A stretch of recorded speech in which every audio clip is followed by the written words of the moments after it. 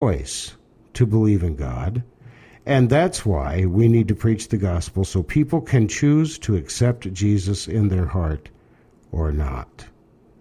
The Arminians, then, were part of the Baptist movement, and when they got to England, where there was more religious freedom under Elizabeth I, they really took root. But even then, they were persecuted. Now, let's go to England. So now we have the Church, the Roman Catholic Church, Lutheranism, Calvinism.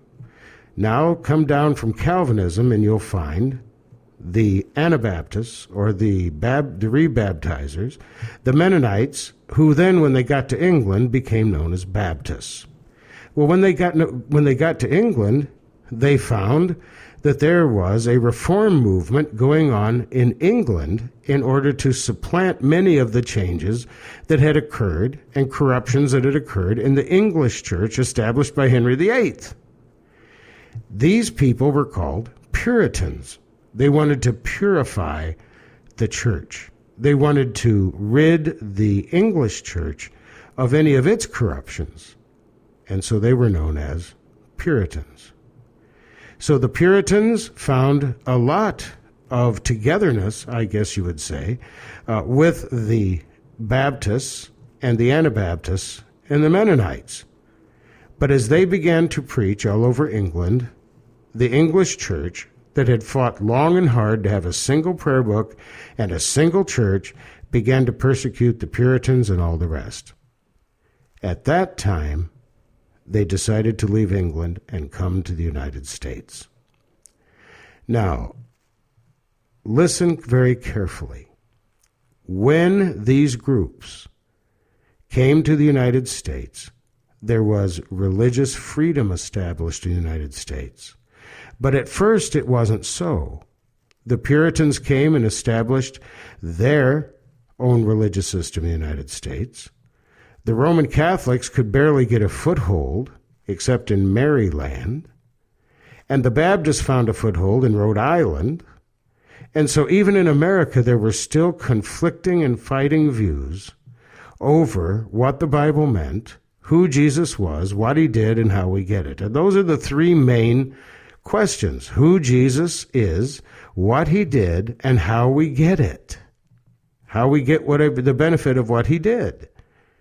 When they got to America, as America evolved and established a constitution, religious freedom was created. Now let's take just a moment here and go back to England. Among those people in England who were trying their best to get rid of the abuses that had formed in the church that was created by King Henry VIII, there were some people by the name of John and Charles Wesley. And John and Charles Wesley, who were Arminians, who believed that you actually had a choice, you could choose Jesus or not, depending on what you felt like doing, not whether you were elect. They did not believe in original sin. They believed in original propensity. They decided that the important thing of the Christian life was to live in a righteous way, to get rid of all sin and become sinless, live a sinless life. And they created what was called Methodism. They had a method for being holy. It's called the Book of Discipline. And they created the Book of Discipline, which was their method for being holy.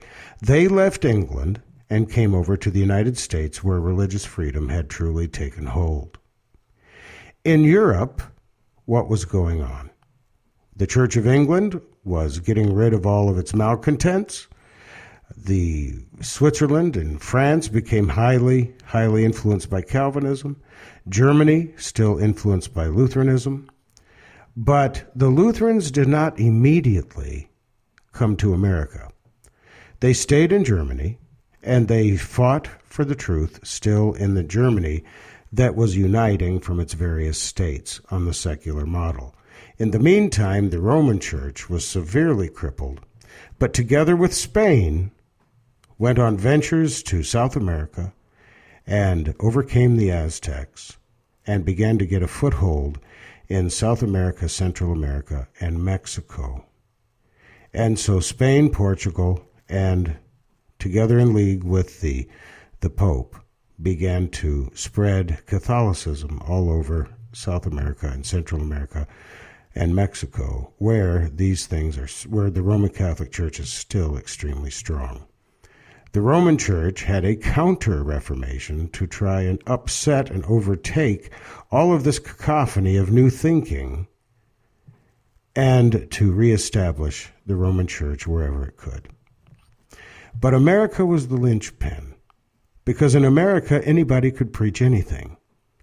And so the Methodists started moving across the United States, preaching the method of discipline to become holy and to choose Jesus and to live a holy life.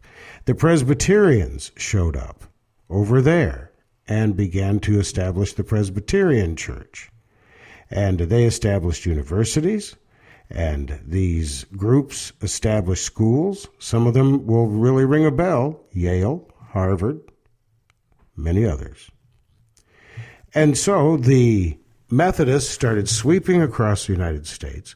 The Baptists did especially well preaching across the southern United States, establishing churches all over the South, and the Baptist Church is still extremely strong there.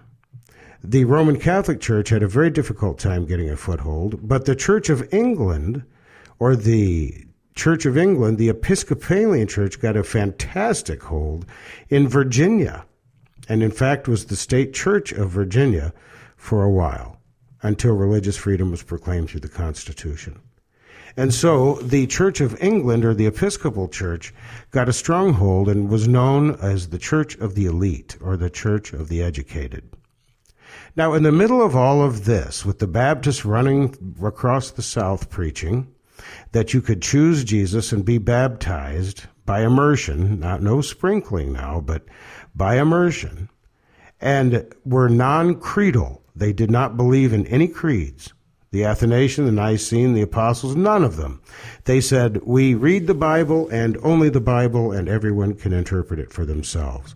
Well, of course, that led to split among split among split, so there are hundreds of different Baptist denominations to this day.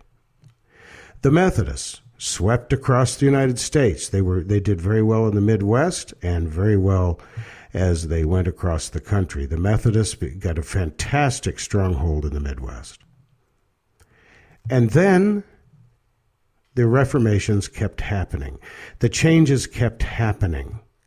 Because in the United States, you could preach anything. There was a group called the Campbellites, which later became the Church of Christ.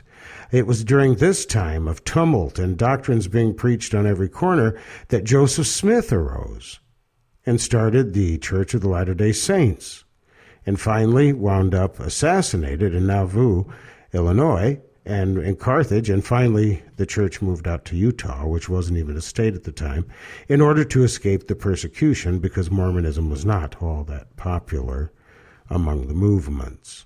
The Roman Church, the entire time, the Roman Catholic Church was still trying to set up hospitals and to set up churches wherever they could in the United States. And so the Methodists, the Baptists, the Calvinists, and the Church of England all came to the United States, all because of Martin Luther. Remember, there was one Christian church. Martin Luther questioned it.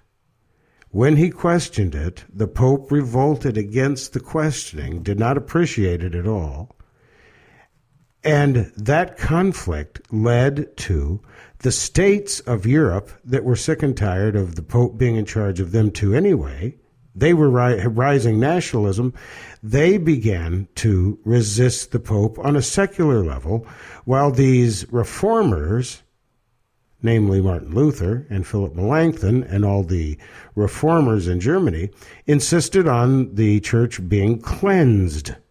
Martin Luther did not want the entire church removed. He did not want the Roman churches torn down.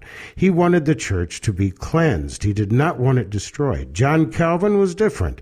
John Calvin wanted it to be destroyed. And if you look at a Calvinist church, if you look at any sort of Presbyterian church, you will see that there is not an altar like there is in a Roman church or a Lutheran church. There is not a divided chancel. Usually the choir is up front. Usually the pulpit's in the center. All of this was because they were making a statement that under Christianity, under the Athanasian Creed, the Nicene Creed, and the Apostles' Creed, the center of the entire religion was God moving toward man. But with Calvin, with the Anabaptists, with the Mennonites, who are now the Amish, who settled in the Midwest and the East and did quite well, they believed that men could go to God. Not God coming to men, but men coming to God. And so these denominations began to sweep the United States, and they broke into a million pieces. At first, there were Methodist churches all over the country, and then they became the United Methodists, then the Free Methodists, and the Evangelical Methodists. Go ahead and look in the phone book. You'll see how many different sects have broken off that call themselves Methodists. The same thing with Baptists. They're independent Baptists, free will Baptists. There are Baptists all over the place with different names, titles, and emphases. Always, because when there is no creed, when there is no codification, when there is no solid, united teaching that everyone can agree upon in writing, this is the cacophony you get. And this is what we have in America right now, today. And then something happened. The Lutherans got in trouble in Germany because the ruler in Germany, as the states began to unify, wanted the Calvinists there, because the Calvinists had infiltrated Germany. He wanted the Calvinists there together with the Lutherans who were there to merge. Well, the true Lutherans knew they could never go along with the Calvinistic ideas, the ideas of John Calvin and his institutes. They could never accept the teaching of John Calvin, because John Calvin did not believe that the body and blood of Christ were truly in, with, and under, and around the bread and wine in the Holy Supper. And he also believed that some people were born to be sent into hell and some were born to go to heaven. No matter what you did or how you tried, you were either up or down, and it was God's predestination. And the Lutherans could never live with that. But when the secular powers tried to force them to merge, they rebelled. And many of those Lutherans in the early 1800s got up from Germany, abandoned house and home, and migrated to the United States. When the Lutherans got to the United States, they got immense land grants all over the East Coast, also the Midwest, mostly the Midwest and the upper Midwest, and the states of North and South Dakota and those great territories. And the Lutherans settled there. The Lutherans of Scandinavia settled there. The Lutherans of Germany settled there also. And they began to form their own groups, synods, or walking togethers. One of the largest was founded in St. Louis by C.F.W. Walther and some other preachers who were of the same mind, who had migrated from Germany to escape the unification and created what we know today as the Lutheran Church Missouri Synod. Many of the other Lutherans joined together to create the American Lutheran Church and the Lutheran Church of America. And finally, they decided to merge to become the ELCA. So today there are two major synods. There are many other synods of Lutherans in the United States, just like there are many different versions of the Baptists and different versions of the Methodists and different versions of the Calvinists and different versions of the Church of England and different versions of the Roman Catholic Church. There's even a Reformed Catholic Church, too, and the African American Episcopal Church. So you can see how all of this occurred, all because of Luther, Calvin, the Anabaptists, and King Henry VIII of the Church of England, that gave rise to the Methodists and the Baptists. The Germans came over, and because they were settling in the United States, they came quite late to the scene, and that's why very few people even know what a Lutheran church is or what a Lutheran church believes, because the Lutherans were, when they immigrated here, they were quite parochial. They established their own schools, so that they could teach their children the truth